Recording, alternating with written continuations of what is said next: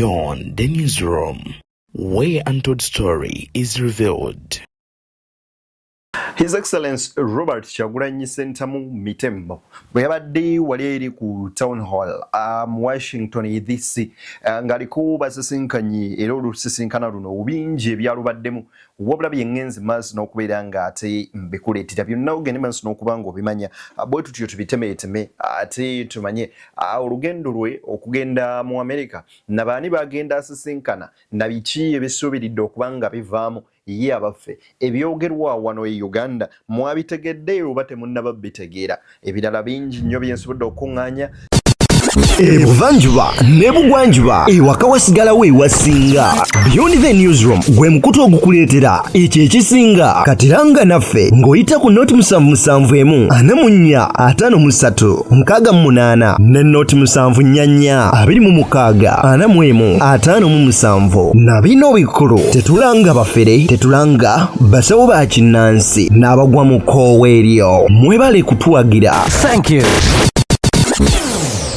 Ki ebisuubiridde okuba nga bivaamu ye abaffe ebyogerwa wano e Uganda mwabitegedde oba temunnaba bitegeera ebirala bingi nnyo byensobodde okuŋŋaanya njagala byonna nsobole okuba nga mbikuwa munywanyi obitegeere wano nno wenkusabira n'obwombeefu obw'ekika ekyaggulu vidiyo eno gimpeere like bw'ogiwa like ejja kudduka emisinde mingi etuuke ku buli sekinnomu asobole okuba ng'agifuna ate naawe nga gwe mulundi gw'ogusosola ba vidiyo zaffe njagala okusaba muganda wange mwennyinaze twegatteko ku mukutu guno ng'osubscribinga bw'oba osubscribinze ojjaba okoledde ddala ekisingawo okuba ekyomuwendo nze Deni akuweereza nkujjukiza nti tulina omukutu gwaffe omujja ogwa Deni exclusive nagwo weeguli okulaba nga gukutuusaako ate ensonga azissemasonga awo wennyini nkasi kumala kadde konna njagala tutandikire wano mu mboozi eno olunaku olwaleero tuwulirize. And shot into the house, killing 10 people in his house, 8 of which were women. Now, I'm only talking about the ones that are known, but as we speak, thousands of our supporters are in jails. The difference between 2026 and 2021, because I ran in 2021 as well, is that in 2021, there was still a semblance of cover-up.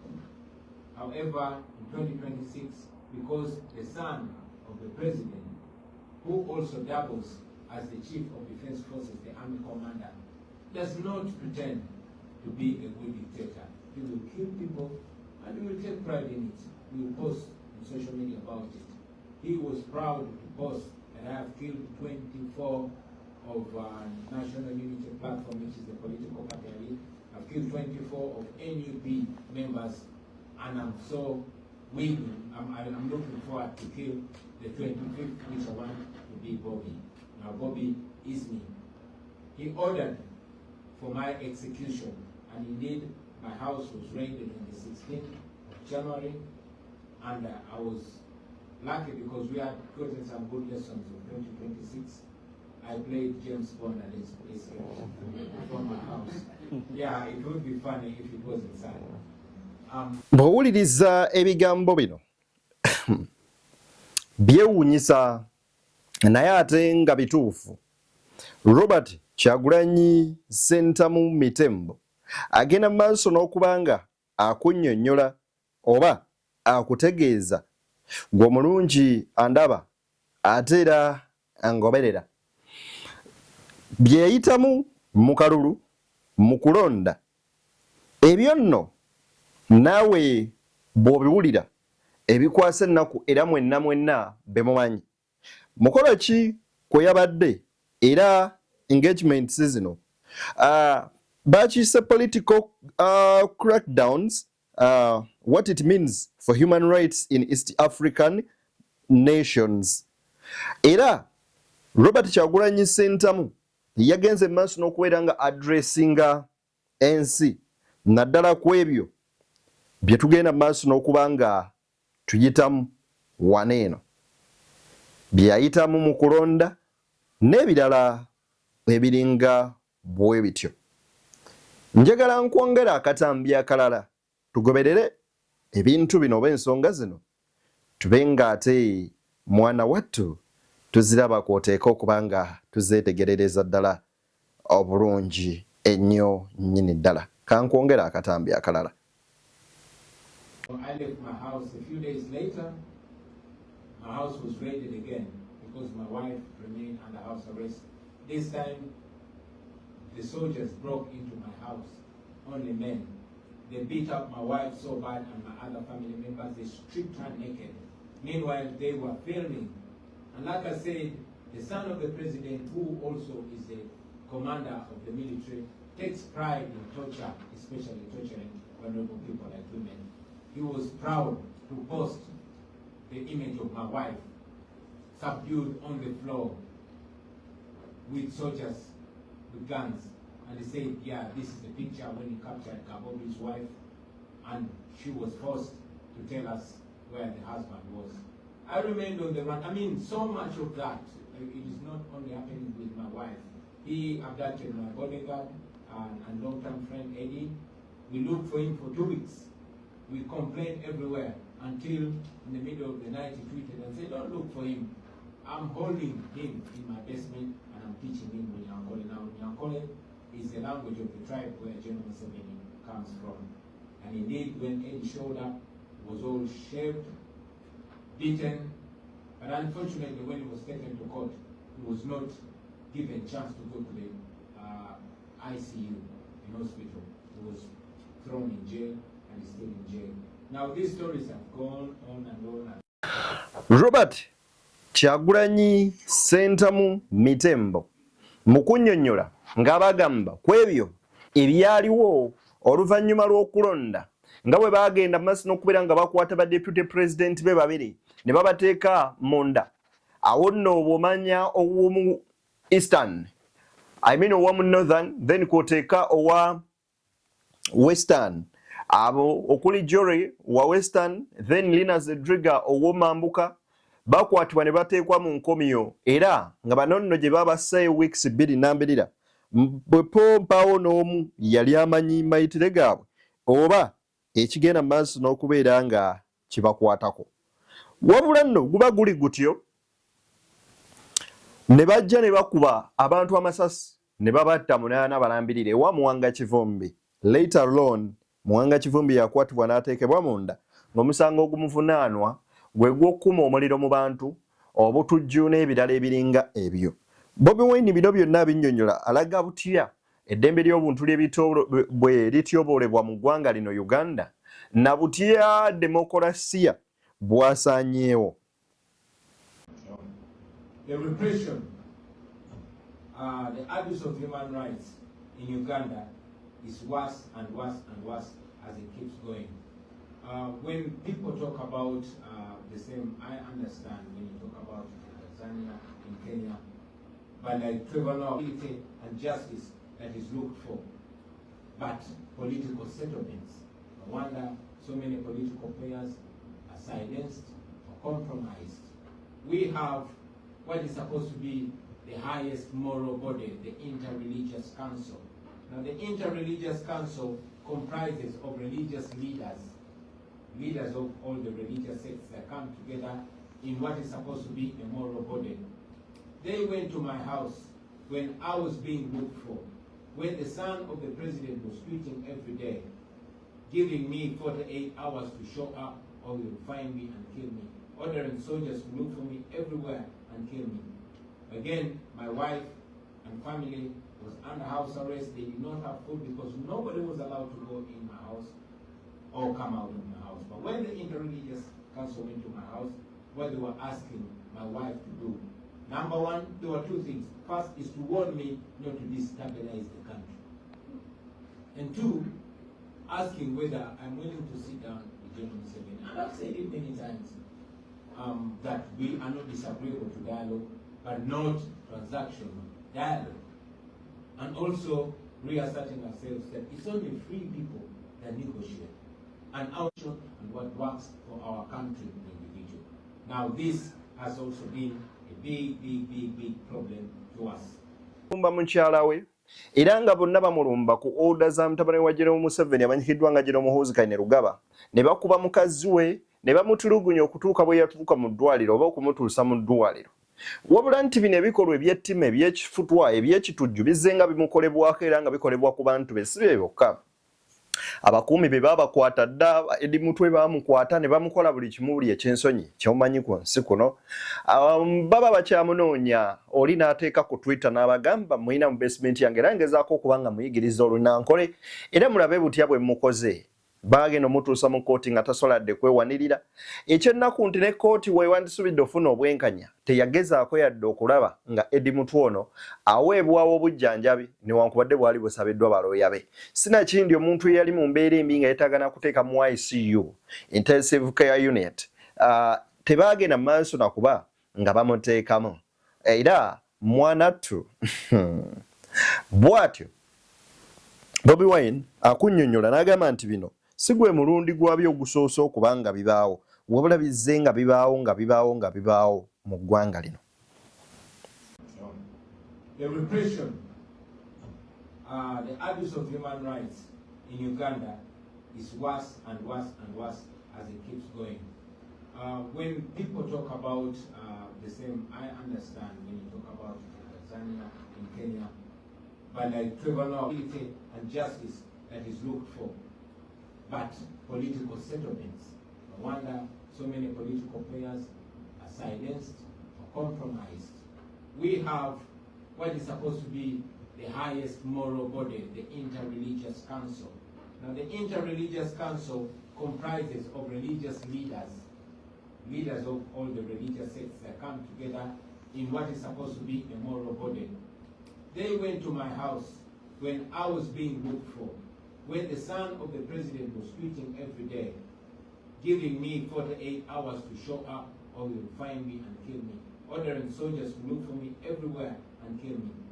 Again, my wife and family was under house arrest. They did not have food because nobody was allowed to go in my house or come out of my house. But when the Interreligious Council went to my house, what they were asking my wife to do, number one, there were two things. First is to warn me not to destabilize the country. And two, asking whether I'm willing to sit down with General Museveni. And I've said it many times, that we are not disagreeable to dialogue, but not transactional dialogue. And also reasserting ourselves that it's only free people that negotiate. And what works for our country and individual. Now this has also been a big problem to us.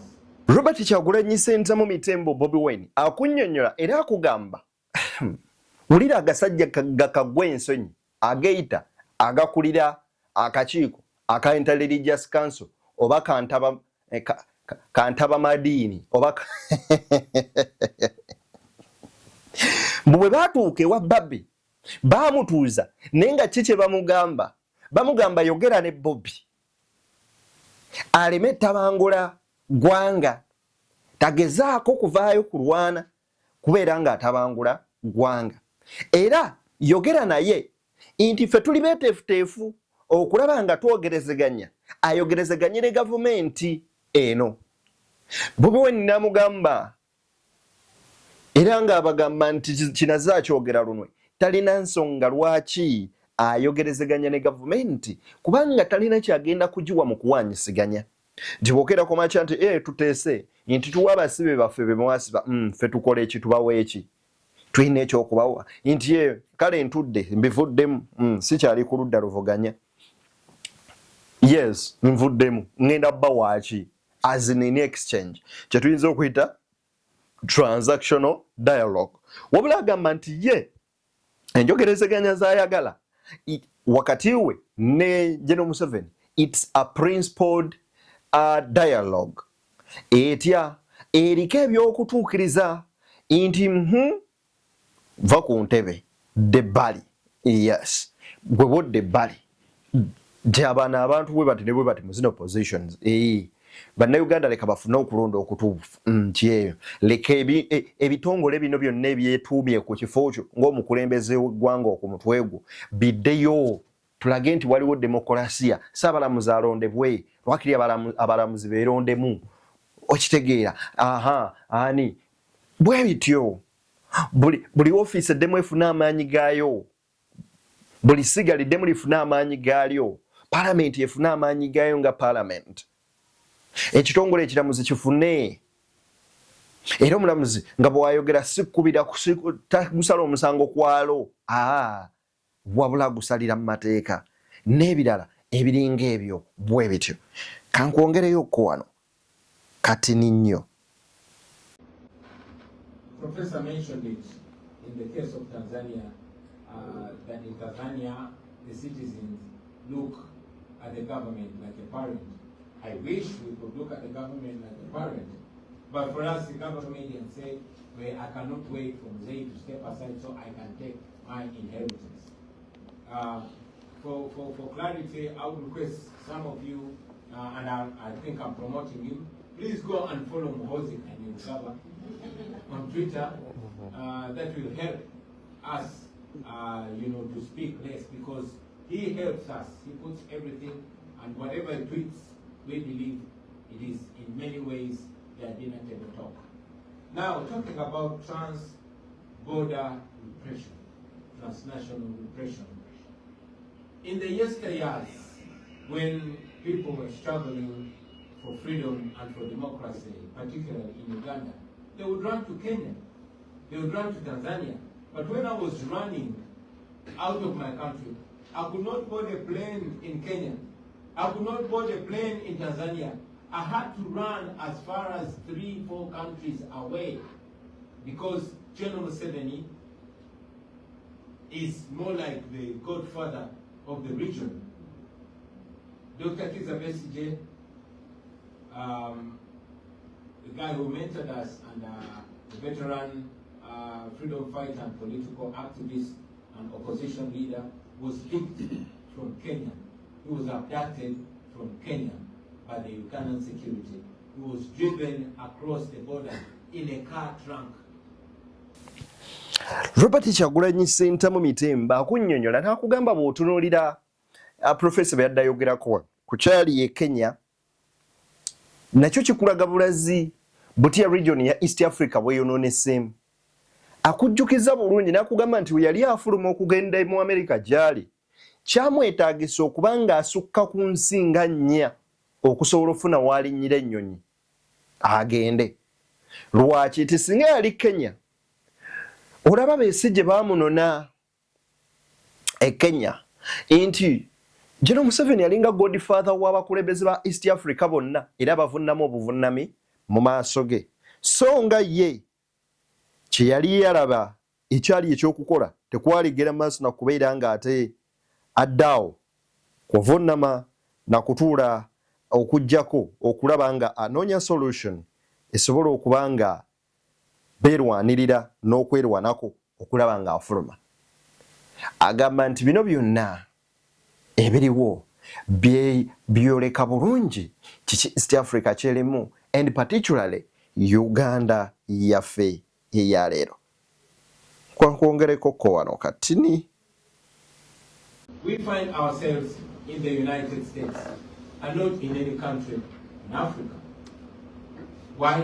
Because we believe that it is countries like the United States that wield power and influence over authoritarians like General Museveni. We are aware that for a long time the United States was giving up to $1 billion annually to Uganda in security cooperation. So we have always been requesting not just the United States but other developing partners like the EU and the UK, that this aid should be conditioned to values that we all profess: democracy, human rights, and the rule of law. Unfortunately, it has many times played up as if the US and other developing partners are only interested in diplomacy and not democracy. And that we believe that the more we and you friends echo that desire, that is what's going to work. Many times the US seems to be persuaded by security cooperation, but not democracy, not the promotion of human rights, which is very disturbing in our case. Bobi Wine agamba nti tetwandibadde nga tuddukira nnyo mu Amerika, n'ensonga lwaki tuddukirayo nti yemu kweza ensi ezifujjirira bannakyemalira y'emu ku ezo ensi z'olaba nga ze zisinga okuteeka ensimbi mu ggwanga lya Uganda. Mu byokwerinda byabwe liteekamu emititimbe gw'ensimbi. Wabula ate nga bwe tukeera ne tuvaayo okusaba ne bateekebwako envumbo bano nga tebakyabayamba. Amawanga nga Bungereza nga tegakyavaayo, amawanga nga Germany nga tegakyavaayo, nago ne gatunuulira ddala banene abantu be bassaamu be bafujjirira buli kadde bagoberera ennono ey'eddembe ly'obuntu oba nedda. Bwe baba nga si kye bakola then yawo entabwe oba kanaaluzaala wabaava ne bagenda maaso n'okuba nga bagiwaako obuyambi obwo n'okuteekebwako envombo nti bano abasajja balina obusobozi bwonna obusobola okubeera nga bunafuya gavumenti zonna. Ngamba nti ebiseera ebisinga bw'oba onaasigula omuti osooka n'ositema emirandira neno wootuukira kugwa wakati guba gugwa bugwi. Robert Kyagulanyi Ssentamu Mitemba babadde beebuuza ku biki byagenda maaso n'okubeera ng'agenda okukola eyo. Ndowooza engagements zaakola muziraba bulungi nnyo nnyini ddala. Erinnya nze Deni, tuli ku mukutu ogwa Beyond the Newsroom. Nzikiriza nkuteere wano ate tukuŋŋaanye ku mbuuzi endala mpitirivu nnyo ze njagala okuleeta. Nzikiriza nkome wano n'ebibadde biwanvu. But for now, let's stop here, then we get back in with another story. Bye-bye.